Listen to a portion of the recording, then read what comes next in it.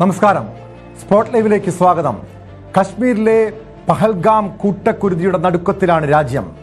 26 മനുഷ്യജീവനുകളാണ് ഭീകരാക്രമണത്തിൽ പൊലിഞ്ഞത്. ഇപ്പോൾ ഈ കൂട്ടക്കുരുതി നടന്ന പഹൽഗാമിൽ ആഭ്യന്തരമന്ത്രി അമിത്ഷാ സന്ദർശനം നടത്തുകയാണ്. കശ്മീരിലെ പഹൽഗാമിൽ കൂട്ടക്കുരുതി നടത്തിയ തീവ്രവാദികളെ തിരിച്ചറിഞ്ഞിട്ടുണ്ട്. ആസിഫ് ഷെയ്ഖ്, ആദിൽ ഖുരി എന്നിവരുടെ നേതൃത്വത്തിലായിരുന്നു ആക്രമണം. 7 പേരായിരുന്നു സംഘത്തിലുണ്ടായിരുന്നത്. സംഘത്തിലെ 2 പേർ പാകിസ്ഥാനികളെന്നാണ് വിവരം. ദി റെസിഡന്റ് ഫ്രണ്ട് എന്ന സംഘടന ആക്രമണത്തിന്റെ ഉത്തരവാദിത്വം ഏറ്റെടുത്തിട്ടുണ്ട്. ലഷ്കർ ഇ തോയ്ബയുമായി ബന്ധമുള്ള സംഘടനയാണിത്. അതിനിടെ പാകിസ്ഥാൻ ഇന്ത്യ തിരിച്ചടി നൽകി തുടങ്ങി. ബാരാമുള്ളയിൽ നുഴഞ്ഞുകയറാൻ ശ്രമിച്ച 4 ഭീകരരെ സൈന്യം വധിച്ചു. ഏറ്റുമുട്ടൽ തുടരുകയാണ്. കേന്ദ്ര ആഭ്യന്തരമന്ത്രി അമിത്ഷാ ഭീകരാക്രമണം നടന്ന ബൈസാരൻ സന്ദർശിച്ച് സാഹചര്യം വിലയിരുത്തി. ആക്രമണത്തിൽ കൊല്ലപ്പെട്ടവർക്ക് അന്ത്യാഞ്ജലി അർപ്പിച്ച അമിത്ഷാ കൊല്ലപ്പെട്ടവരുടെ കുടുംബാംഗങ്ങളെ ആശ്വസിപ്പിച്ചു.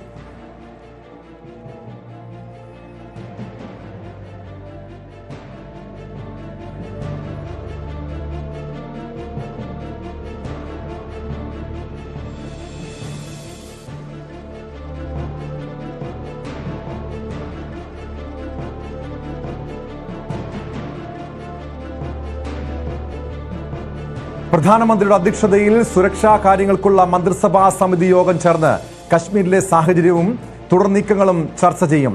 കേന്ദ്ര ആഭ്യന്തരമന്ത്രി അമിത്ഷാ, പ്രതിരോധ മന്ത്രി രാജ്നാഥ് സിംഗ് തുടങ്ങിയവർ യോഗത്തിൽ പങ്കെടുക്കും. സൗദി സന്ദർശനം വെട്ടിച്ചുരുക്കി മടങ്ങിയെത്തിയ പ്രധാനമന്ത്രിയെ ദേശീയ സുരക്ഷാ ഉപദേഷ്ടാവ് സ്ഥിതിഗതികൾ അറിയിച്ചു. കരസേനാ മേധാവിയുമായി പ്രതിരോധ മന്ത്രി രാജ്നാഥ് സിംഗ് ചർച്ച നടത്തി. വിവരങ്ങളുമായി TG സജിത്ത് ചേരുന്നുണ്ട്. സജിത്ത്, ആഭ്യന്തരമന്ത്രി അമിത്ഷാ ഇപ്പോൾ ഈ സംഭവം നടന്ന, ഭീകരാക്രമണം നടന്ന, കൂട്ടക്കുരുതി നടന്ന സ്ഥലം സന്ദർശിച്ചു. കൊല്ലപ്പെട്ടവരുടെ കുടുംബാംഗങ്ങളെ ആശ്വസിപ്പിച്ചു. സ്ഥിതിഗതികൾ കൃത്യമായും വിലയിരുത്തുന്നുണ്ട്. എന്താണിപ്പോൾ അവിടുത്തെ സാഹചര്യം, സജിത്ത്? ടോം, ഇനി നിർണായകമാവുന്നത് കേന്ദ്ര മന്ത്രിസഭയുടെ സുരക്ഷാ കാര്യങ്ങൾക്കുള്ള മന്ത്രിസഭാ ഉപസമിതിയുടെ യോഗമാണ്. ഈ യോഗമെടുക്കുന്ന തീരുമാനം അതീവ പ്രാധാന്യമാണ്. കാരണം രാജ്യത്തെ സംബന്ധിച്ച് ഏറ്റവും തന്ത്രപ്രധാനമായ ആലോചനകൾ ഈ യോഗത്തിൽ ഉണ്ടാകും. നേരത്തെ ആഭ്യന്തരമന്ത്രി അമിത്ഷാ ഈ യോഗത്തിൽ പങ്കെടുക്കാതെ അദ്ദേഹം ശ്രീനഗറിൽ, അദ്ദേഹം കാശ്മീരിൽ തന്നെ തുടരുമെന്നായിരുന്നു നേരത്തെ ധാരണ. പക്ഷേ അദ്ദേഹം തിരിച്ച് ഡൽഹിക്ക് മടങ്ങുന്നു. അദ്ദേഹം ഡൽഹിയിൽ അദ്ദേഹത്തിൻ്റെ സാന്നിധ്യം കൂടിയാണ് ഈ യോഗം ചേരുന്നത്. സുപ്രധാനമായ തീരുമാനങ്ങൾ എന്ന് പറയുമ്പോൾ, 1, നിലവിലുണ്ടായ സാഹചര്യങ്ങളുടെ വിലയിരുത്തൽ; 2, ഇനി അങ്ങോട്ട് സ്വീകരിക്കാൻ പോകുന്ന ആക്ഷൻ പ്ലാൻ; 3, ഇതിന് പിന്നിൽ പങ്കെടുത്ത സംഘടനകൾ, തീവ്രവാദി ഗ്രൂപ്പുകളുടെ നീക്കം എന്തായിരുന്നു, ഏതൊക്കെ തരത്തിലുള്ള ആസൂത്രണമാണ് അവർ കൈക്കൊണ്ടത്.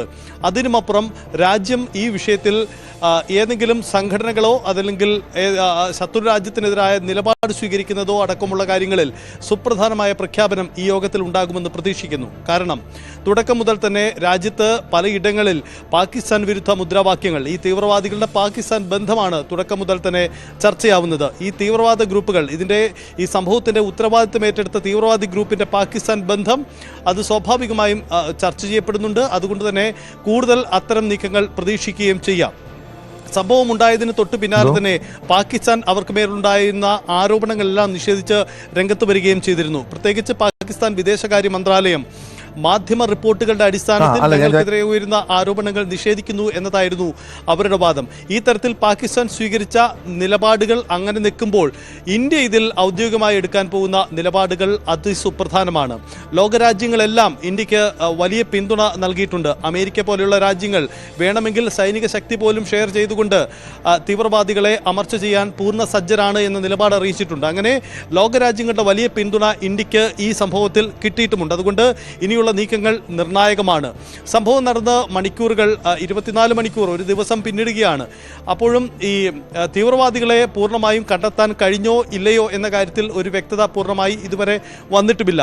ഇതിനിടയിലാണ് അതിർത്തിയിൽ ബാരാമുള്ളയിൽ ഉണ്ടായ സംഘർഷം. ബാരാമുള്ളയിൽ അതിർത്തി ഭാഗത്തുണ്ടായ വെടിവെപ്പിൽ ഇന്ത്യൻ സേന 4 തീവ്രവാദികളെ വെടിവെച്ചു കൊന്നു എന്ന വിവരം കൂടി പുറത്തു വരുന്നുണ്ട്. എന്തായാലും സുപ്രധാനമായ നീക്കമാണ് അതിർത്തിയിലും സംഭവിക്കുന്നത്. രാജ്യത്തിൻ്റെ മറ്റിടങ്ങളിലും ജാഗ്രതാ നിർദ്ദേശം നൽകിയിട്ടുണ്ട്. കാരണം ഈ തീവ്രവാദി ആക്രമണം നടന്നത്, അതിൻ്റെ സമയവും അതിൻ്റെ പശ്ചാത്തലവും വളരെ പ്രാധാന്യമുള്ളതാണ്. പ്രധാനമന്ത്രി രാജ്യത്തില്ലാത്ത സമയം സൗദി അറേബ്യയുമായുള്ള നിർണായക ചർച്ചകൾക്ക് വേണ്ടി അദ്ദേഹം സൗദിയിലായിരുന്ന സമയത്ത് നടക്കുന്നു. ഒപ്പം അമേരിക്കൻ വൈസ് പ്രസിഡന്റ് രാജ്യത്ത് ഇന്ത്യയിലുള്ള സമയത്ത് നടക്കുന്നു. വിനോദസഞ്ചാരികൾ വിദേശികളായ വിനോദസഞ്ചാരികൾ അടക്കം ഈ അപകടത്തിൽ പെടുന്നു. അവർക്ക് നേരെയും വെടിവെപ്പ് ഉണ്ടാകുന്ന സാഹചര്യമുണ്ടായി. അങ്ങനെ ഇന്ത്യക്ക് കൃത്യമായ തരത്തിൽ ഇന്ത്യയെ ഭയപ്പെടുത്തുക, അതല്ലെങ്കിൽ ഈ തീവ്രവാദ ഗ്രൂപ്പുകൾ നടത്താൻ പോകുന്ന നീക്കം, അതൊക്കെ വളരെ പ്രധാനപ്പെട്ടത് കൂടിയായി മാറുകയാണ്. അങ്ങനെ ഈ സാഹചര്യങ്ങളെല്ലാം വിലയിരുത്തിക്കൊണ്ടുള്ള തന്ത്രപരമായ ഒരു നീക്കമായിരിക്കും ഇന്നത്തെ ഈ സുരക്ഷാ കൗൺസിൽ യോഗത്തിൽ ഉണ്ടാവുക. അതിനുശേഷം പ്രധാനമന്ത്രി നാളെ ബീഹാറിലെ ഒരു പൊതുപരിപാടിയിൽ പങ്കെടുക്കുമെന്ന് അറിയിച്ചിട്ടുണ്ട്. ഒരുപക്ഷേ ഈ യോഗത്തിനും ഈ ആക്രമണത്തിനും ശേഷം പ്രധാനമന്ത്രി പങ്കെടുക്കുന്ന ആദ്യ യോഗമായി അത് മാറുകയാണ്. ഈ പൊതുയോഗത്തിൽ അതിസുപ്രധാനമായ ചില നിലപാടുകൾ, പ്രഖ്യാപനങ്ങൾ പ്രധാനമന്ത്രിയിൽ നിന്നും ഉണ്ടാകുമെന്ന സൂചനയും പുറത്തു വരുന്നുണ്ട്. തീർച്ചയായും സജിത്ത്, അതോടൊപ്പം ഈ ഭീകരരെന്ന് കരുതുന്ന 3 പേരുടെ രേഖാചിത്രം സൈന്യം പുറത്തുവിട്ടിട്ടുണ്ട്. അതിനിടെ ഈ ആക്രമണം നടത്തിയ റെസിഡന്റ് ഫ്രണ്ട് അവർ വീണ്ടും ഇന്ത്യയെ പ്രകോപിപ്പിക്കുന്ന രീതിയിൽ വാർത്താക്കുറിപ്പിറക്കുന്നു. അതായത് ഇത്തരം ആക്രമണങ്ങളിൽ നിന്ന് ഇന്ത്യ പാഠം പഠിക്കണം എന്ന രീതിയിൽ പ്രകോപനമായ രീതിയിലാണല്ലോ ഈ സംഘടനയുടെ വാർത്താക്കുറിപ്പ് വ്യക്തമാക്കുന്നത്. അതായത് വീണ്ടും ആക്രമണത്തിന് സാധ്യതയുണ്ടോ, ഒരുപക്ഷെ ഇതുപോലുള്ള ആക്രമണ സാധ്യത അതിനുള്ള മുൻകരുതലുകൾ എങ്ങനെയാണ് രാജ്യം എടുത്തിരിക്കുന്നത്? പലയിടത്തും സുരക്ഷയൊക്കെ വർദ്ധിപ്പിച്ചിട്ടുണ്ട്. പക്ഷെ അതിനിടെ വീണ്ടും രാജ്യാതിർത്തിയിൽ ഭീകരർ നുഴഞ്ഞു കയറാൻ ശ്രമിക്കുന്നു. അതായത് വീണ്ടും ഒരു ആക്രമണത്തിന് ഇപ്പോഴും സാധ്യതയുണ്ടോ സജിത്ത്? അസിഫ് ഫൗജി എന്ന ഒരു തന്ത്രപ്രധാനമായ തീവ്രവാദി, അയാളുടെ നേതൃത്വത്തിലാണ് ഈ നീക്കങ്ങൾ നടന്നത് എന്നതാണ് അന്വേഷണ ഏജൻസികൾ, സുരക്ഷാ സേനയുടെ ഇതുവരെയുള്ള കണ്ടെത്തലെത്തിയിരിക്കുന്നത്. സേനയിൽ ഈ അക്രമി സംഘത്തിൽ 7 പേരാണ് ഉൾപ്പെട്ടിരുന്നത്. 4 പേർ വെടിവെച്ചു, 3 പേർ അതിന് സൗകര്യമൊരുക്കി കൊടുത്തു. ഇതാണ് ഇതുവരെ ലഭ്യമായ വിവരം. ഒപ്പം ഹെൽമറ്റ് ധരിച്ചെത്തിയ അവർ ഹെൽമറ്റിൽ വീഡിയോ ക്യാമറകളും ഘടിപ്പിച്ചിരുന്നു. അങ്ങനെ പൂർണ്ണമായും അവർ നടത്തുന്ന ഈ നിഷ്ഠൂരമായ പ്രവൃത്തി വീഡിയോയിൽ ചിത്രീകരിച്ചുകൊണ്ട് കൃത്യമായ ചില നീക്കങ്ങൾ അവർ നടത്തി. അങ്ങനെയെങ്കിൽ ഈ സംഘാംഗങ്ങളുടെ മറ്റു ലക്ഷ്യം എന്തായിരുന്നു? ഇതിന് പിന്നിൽ നടന്ന ആസൂത്രണം എന്താണ്? ഒപ്പം തന്നെ ഈ വിനോദസഞ്ചാരികൾ കൂട്ടത്തോടെ വരുന്ന ഈ മേഖലയിൽ എങ്ങനെ അവർക്ക് കടന്നു കയറാൻ കഴിഞ്ഞു? അവിടെ എവിടെ ഇന്റലിജൻസിന്റെ പിഴവുണ്ടായി? തുടങ്ങിയ കാര്യങ്ങളിലൊക്കെ അന്വേഷണം നടക്കേണ്ടതുണ്ട്. മുൻകാലങ്ങളിലും നമുക്കറിയാം രാജ്യം ഇത്തരം സമാനമായ ഭീകരാക്രമണങ്ങളിലൂടെ കടന്നു പോയിട്ടുള്ളതാണ്. പക്ഷേ അതിനെ നമ്മൾ ചെറുത്തു തോൽപ്പിച്ചിട്ടുണ്ട്, തിരിച്ചടിച്ചിട്ടുണ്ട്. അങ്ങനെയെങ്കിൽ ഇന്ത്യ നൽകാൻ പോകുന്ന തിരിച്ചടി എന്ത് എന്നതാണ് പ്രധാനപ്പെട്ട കാര്യം. ആ പ്രദേശം പൂർണ്ണമായും സുരക്ഷാ സേനയുടെ നിയന്ത്രണത്തിലാണ്. CRPF-ന്റെയും സൈന്യത്തിന്റെ വിവിധ യൂണിറ്റുകളും പൂർണ്ണമായും നിരീക്ഷണത്തിലും തിരച്ചിലുമാണ്. അങ്ങനെ നേരത്തെ തന്നെ ഈ അക്രമികളുടെ രേഖാചിത്രങ്ങൾ പുറത്തിറക്കിയിരുന്നു. കാരണം അവർ വനമേഖലകളിൽ ഒളിച്ചിരിക്കുന്നതിനപ്പുറം ഗ്രാമമേഖലകളിലൊക്കെ പോയി തങ്ങാനുള്ള സാധ്യതയും കണക്കിലെടുത്തുകൊണ്ടാണ് അത്തരം രേഖാചിത്രം പുറത്തിറക്കിക്കൊണ്ടുള്ള നീക്കങ്ങൾ ആരംഭിക്കുന്നത്. ഒരു പ്രത്യേകതയുള്ള കാര്യം, ഈ സംഭവങ്ങളെ രാജ്യം ഒന്നടങ്കം അപലപിക്കുന്നു എന്നതാണ്. അതായത് കശ്മീർ താഴ്വര പൂർണ്ണമായും ഒരു സമാധാനത്തിലേക്ക് പോകുന്ന ഘട്ടത്തിലാണ് ഈ അനിഷ്ട സംഭവം ഉണ്ടാവുന്നത്.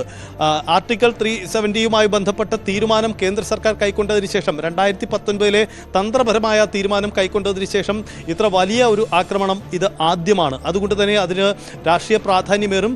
രാജ്യത്തിൻ്റെ തുടർ ചർച്ചകളിലും നയതന്ത്ര നീക്കങ്ങളിലുമൊക്കെ ഇത് പരാമർശിക്കപ്പെടുകയും ചെയ്യും. കാരണം കേന്ദ്ര സർക്കാരിൻ്റെ നിയന്ത്രണത്തിൽ ഭരണം നടന്നിരുന്ന കശ്മീർ താഴ്വരയിൽ പിന്നീട് ഒരു തെരഞ്ഞെടുപ്പിലൂടെ ഒരു സർക്കാർ അധികാരത്തിൽ വന്ന് അത്തരം നീക്കങ്ങൾ, ജനാധിപത്യ സർക്കാർ മുന്നോട്ട് പോകുന്ന ഒരു ഘട്ടത്തിലാണ് ഇത്തരം ഒരു നീക്കമുണ്ടാവുന്നത്. പക്ഷേ കശ്മീർ താഴ്വര മുമ്പെങ്ങുമില്ലാത്ത രീതിയിൽ അവിടുത്തെ ജനങ്ങൾ ഒന്നിച്ചു നിൽക്കുകയാണ്, ഈ അക്രമ സംഭവങ്ങളെ അപലപിക്കുകയാണ് എന്നതാണ് സാഹചര്യം. അതുകൊണ്ട് രാജ്യത്തിൻ്റെ പൂർണ്ണ പിന്തുണയുണ്ട്, ലോകരാജ്യങ്ങളുടെ പൂർണ്ണ പിന്തുണയുണ്ട്. അതുകൊണ്ട് ഈ സംഭവങ്ങളെ, തീവ്രവാദി നീക്കങ്ങളെ ചെറുത്തു തോൽപ്പിക്കാൻ കരുത്തു പകരുന്ന നീക്കം രാജ്യത്തിനകത്ത് തന്നെ ഉണ്ടായിട്ടുണ്ട്. സ്വാഭാവികമായും അതിൻ്റെ തുടർ നടപടികൾ പ്രതീക്ഷിക്കുകയും ചെയ്യാം. ഒപ്പം ഈ അക്രമത്തിൻ്റെ ഉത്തരവാദിത്വം ഏറ്റെടുത്ത സംഘടനയുടെ കഴിഞ്ഞകാല പ്രവർത്തനം പരിശോധിക്കുമ്പോൾ ഞാൻ നേരത്തെ സൂചിപ്പിച്ചതുപോലെ 2019 ഈ കശ്മീരിന് പ്രത്യേക അധികാരം എടുത്തു കളയുന്ന തീരുമാനം കൈക്കൊണ്ടതിന് പിന്നാലെ രൂപീകരിക്കപ്പെട്ട ഒരു സംഘടനയാണ്. ആ സംഘടന പ്രതിരോധം എന്ന പ്രഖ്യാപനം നടത്തി തന്നെയാണ് അവർ മുന്നോട്ട് പോകുന്നത്. അത് സ്വാഭാവികമായും ചില ചെറുത്തുനിൽപ്പുകൾ, ചെറിയ നീക്കങ്ങളൊക്കെ കഴിഞ്ഞ കാലങ്ങളിൽ ഉണ്ടായിട്ടുണ്ടെങ്കിൽ കൂടിയും ഇത്ര ശക്തമായൊരു നീക്കം ഇത് ആദ്യമാണ്. പാകിസ്ഥാൻ കേന്ദ്രീകൃതമായ തീവ്രവാദി സംഘടനകൾ ഫണ്ട് ചെയ്യുന്ന, എല്ലാ പിന്തുണയും നൽകുന്ന ഒരു ഗ്രൂപ്പാണ്. യുവാക്കളെ കൂടുതലായി ആകർഷിച്ച് പ്രവർത്തിക്കുന്ന ഒരു ഗ്രൂപ്പാണ്. അവരിലേക്ക് പൂർണ്ണമായും അന്വേഷണ ഏജൻസികൾ എത്തിച്ചേർന്നിട്ടുണ്ട്. ഈ ആക്രമണത്തിൽ ഉൾപ്പെട്ടിരുന്ന വ്യക്തികൾ ആരൊക്കെയെന്ന് സംബന്ധിച്ച് കൃത്യമായ സൂചനകൾ ലഭ്യമായി കഴിഞ്ഞു എന്നാണ് നമുക്ക് മനസ്സിലാക്കുന്നത്. പക്ഷേ ഔദ്യോഗികമായ ഒരു വിവരവും ഇതുവരെയും ഇന്ത്യ പുറത്തുവിട്ടിട്ടില്ല. അത്തരം പ്രതികരണം ഇതുവരെ നടത്തിയിട്ടുമില്ല. എന്തായാലും സാഹചര്യങ്ങളും രക്ഷാപ്രവർത്തനങ്ങളും ഏകോപിപ്പിക്കുമാണ് ഇതുവരെ ചെയ്തിരിക്കുന്നത്. പക്ഷേ വൈകിട്ട് ചേരുന്ന സുരക്ഷാ കൗൺസിൽ യോഗത്തിന് ശേഷം അതിസുപ്രധാനമായ ചില പ്രഖ്യാപനങ്ങൾ ഇന്ത്യ നടത്തും. വ്യക്തമാണ്. സജിത്ത് തുടരുക. കൊച്ചി